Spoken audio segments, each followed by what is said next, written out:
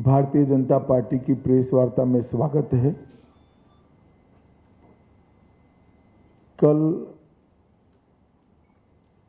बंगाल विधानसभा 2026 के चुनाव के प्रथम चरण में मतदान के सारे बंगाल के रिकॉर्ड तोड़ते हुए बंगाल की जनता ने अभूतपूर्व उत्साह और जोश के साथ बंगाल में परिवर्तन के लिए वोट डाला है। मतदान का जो प्रतिशत सामने आया है वो पूरे देश के लोकतंत्र में भरोसा करने वाले लोगों का उत्साह बढ़ाने वाला है। मैं सबसे पहले तो प्रथम चरण में वोट डालने वाले सभी बंगाल के मतदाताओं का बहुत बहुत अभिनंदन करना चाहता हूं और धन्यवाद भी करना चाहता हूं कि आप भय से भरोसे की ओर की एक यात्रा को बहुत अच्छे तरीके से शुरू किए हैं और दूसरे चरण के मतदाता भी भय से भरोसे की यात्रा को आगे बढ़ाएंगे। मैं चुनाव आयोग, सभी सीएपीएफ, चुनाव आयोग के सहयोग में लगा हुआ पूरा तंत्र और बंगाल पुलिस को भी हृदयपूर्वक बहुत बहुत अभिनंदन देना चाहता हूं, क्योंकि बंगाल के बहुत लंबे अरसे के बाद एक भी मृत्यु नहीं हुई है। इस प्रकार का ये चुनाव हुआ है जो अपने आप में एक अजूबा है।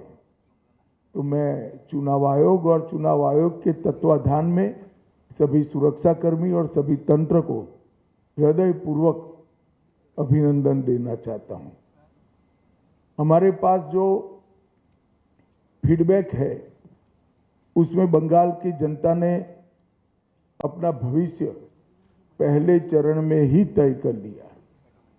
कवि गुरु टैगोर, महान सुभाष चंद्र बोस और खुदीराम बोस की ये भूमि ने विकास को चुना है और नरेंद्र मोदी जी के नेतृत्व में भारत के विकास की जो यात्रा चल रही है उसमें बंगाल के प्रथम चरण के मतदाताओं ने स्पष्ट कर दिया है कि बंगाल भी उसमें जुड़ने जा रहा है।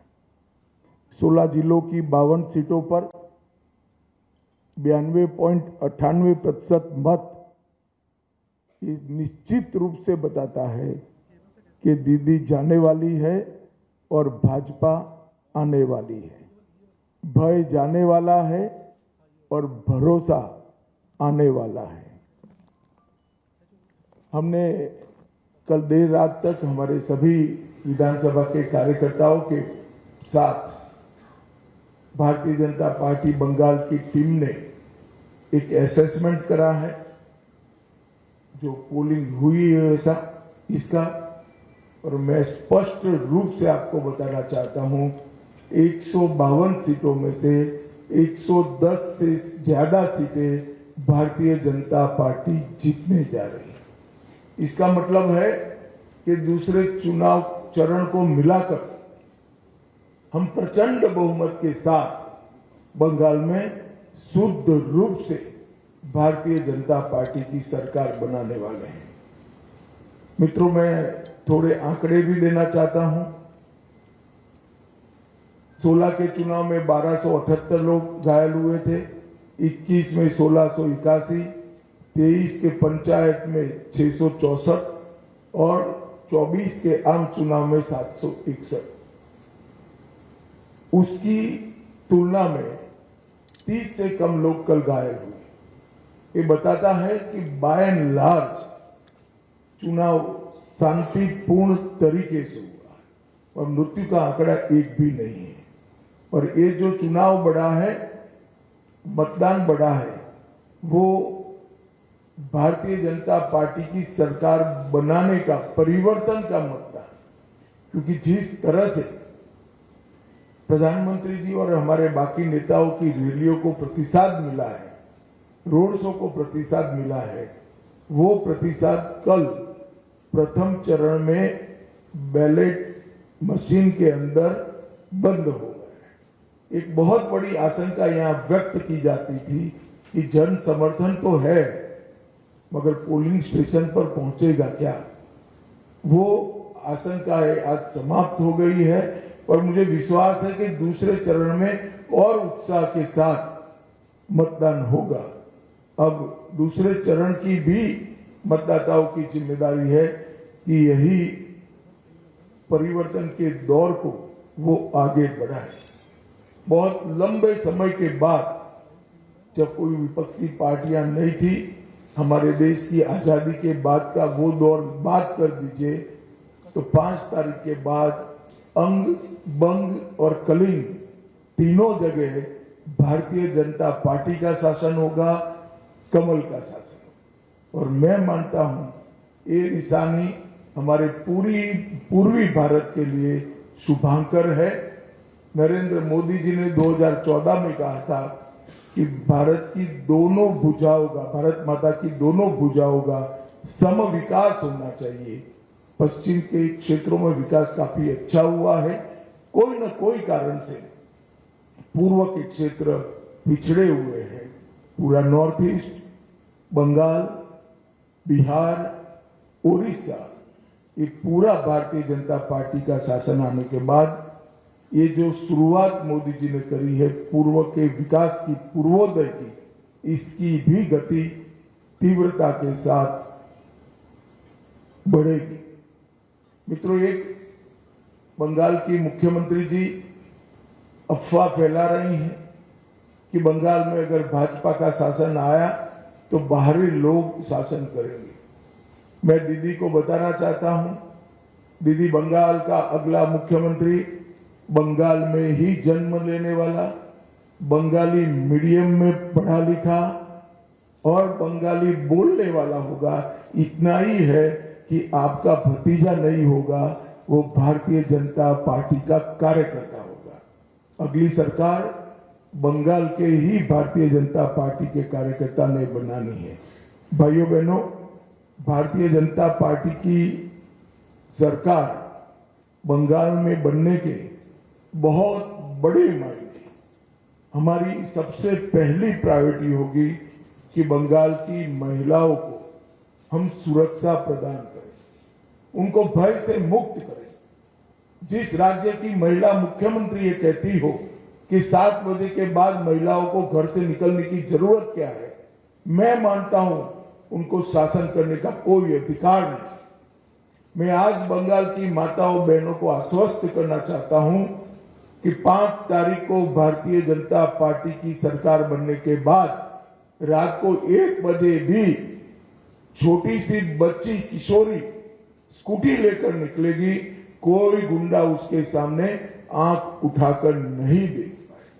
और एक प्रतीकात्मक रूप से हमने आरजी कर की पीड़िता की माताजी को और संदेश खाली की पीड़िता को भी हमने प्रत्याशी बनाया। जो बंगाल के टीएमसी के गुंडों की विक्टिम थी, वो असेंबली में बैठकर एक गुंडों के खिलाफ कठोर प्रशासन के नियम बनाने का काम करेगी। मुझे लगता है बहुत बड़ा परिवर्तन आने वाले दिनों में होने वाला है। और दीदी को महिला आरक्षण का विरोध करने का जवाब भी इस चुनाव में बंगाल की मातृशक्ति देगी, इसका मुझे पूरा विश्वास है। मित्रों, आज मैं बाकी सारे जो क्षेत्र बचे हैं उन लोगों को भी कहना चाहता हूं कि भारतीय जनता पार्टी की सरकार बनने के बाद व्यापारियों से कोई भतीजा टैक्स, भाईपो टैक्स नहीं लिया जाएगा। सिंडिकेट को हम समाप्त कर देंगे। जो प्रशासन का राजनीतिकरण हुआ है और राजनीति का क्रिमिनलाइजेशन हुआ है, वो एक प्रकार से नासूर बना हुआ है, उसको भी हम बंगाल की जनता को ये नासूर से मुक्त कराएंगे। बंगाल के अंदर आधुनिक खेती के लिए कोई संगठित प्रयास विगत 50 साल से नहीं हुआ। मां गंगा की कृपा जो कांप को ढोकर लाती है और पानी की उपलब्धता है, इसी के आधार पर यहाँ का किसान खेती करता है। आने वाले दिनों में हमने तय किया है कि किसान की खुशहाली के लिए यहाँ के सारे परंपरागत क्रॉप है, इसके बड़े रिसर्च सेंटर हम यहाँ पर बनाएंगे, चाहे आलू हो, चाहे धान हो, चाहे बंगाल की मालदा की मसूर आम हो, पान हो, इस सभी के लिए इसकी खेती को वैज्ञानिक तरीके से हम आगे बढ़ाएंगे। और एक भ्रष्टाचार प्रस्तापित इंस्टीट्यूशनलाइज करने का काम ममता बनर्जी ने किया। 32 से ज्यादा घोटालों के माध्यम से 10,000 करोड़ से ज्यादा रुपयों का भ्रष्टाचार बंगाल में हुआ है। 10,000 करोड़। हमारी सरकार भ्रष्टाचार मुक्त पारदर्शी शासन तो देगी ही देगी, मगर जिन्होंने भ्रष्टाचार किया है इनके खिलाफ एक श्वेत व्हाइट पेपर जारी कर सारे भ्रष्टाचार के आरोपों की सुप्रीम कोर्ट के रिटायर्ड जज से जांच कराकर भ्रष्टाचारियों को कड़ी से कड़ी सजा दिलाने का काम करेंगे, जिससे आने वाले अनेक सालों तक यहाँ पर कोई भ्रष्टाचार की करने की हिम्मत न कर पाए। मित्रों, हमने अपील की है कि आप परिवर्तन करिए। बंगाल के मतदाताओं को अपील की है। परिवर्तन का मतलब एमएलए बदलना नहीं है। परिवर्तन का मतलब सरकार चलाने वाली पार्टी बदलना नहीं है। परिवर्तन का मतलब मुख्यमंत्री बनाना नहीं। परिवर्तन का मतलब है घुसपैठ मुक्त बंगाल बनाना, घुसपैठ न हो ऐसी सीमाएं बनाना, भ्रष्टाचार से मुक्त प्रशासन देना, तुष्टीकरण की राजनीति से बंगाल को पूर्णतया मुक्त कर देना, रंगदारी और सिंडिकेट राज समाप्त करना, विकास की तेज रफ्तार, उद्योगों के लिए लाल जाजम बिछाकर उनका स्वागत और इसके माध्यम से युवाओं के लिए रोजगारी को आगे बढ़ाना, आधुनिक इंफ्रास्ट्रक्चर और इन्वेस्टमेंट दोनों के लिए short term long term policy बनाना और संसाधन जुटाकर इसको जमीन पर उतारना, कानून का राज प्रस्तापित करना, कैडर के राज से बंगाल की जनता को मुक्त करना और प्रशासन पर राजनीतिक दबाव मुक्त कर दे। मित्रों, हजारों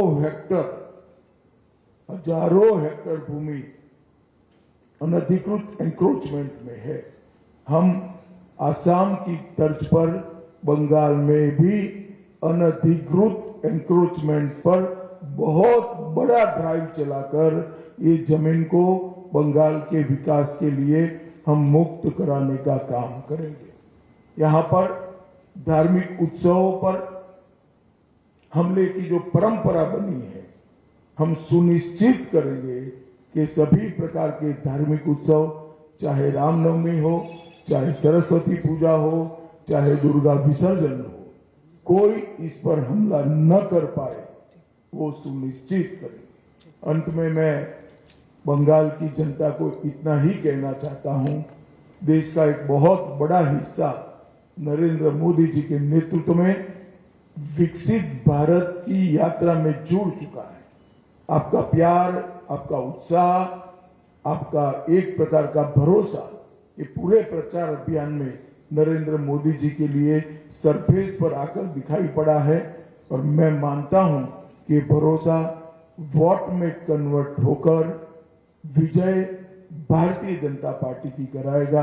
मैं फिर से एक बार दूसरे चरण के सभी मतदाताओं को कहना चाहता हूं, भय मुक्त होकर मतदान करिए, अपनी इच्छा से मतदान करिए और मतदान में रेगिंग न हो, इसकी बहुत अच्छी व्यवस्था चुनाव आयोग ने की है। पुराने चुनाव भूल जाइए, आने वाले बंगाल के सुनहरे भविष्य के लिए हम मतदान करें और भारतीय जनता पार्टी की सरकार बनाए। और फिर से एक बार अंत में पहले चरण के मतदाताओं का और इलेक्शन कमीशन की अगुवाई में जो सारा तंत्र है उसका बहुत बहुत अभिनंदन, धन्यवाद।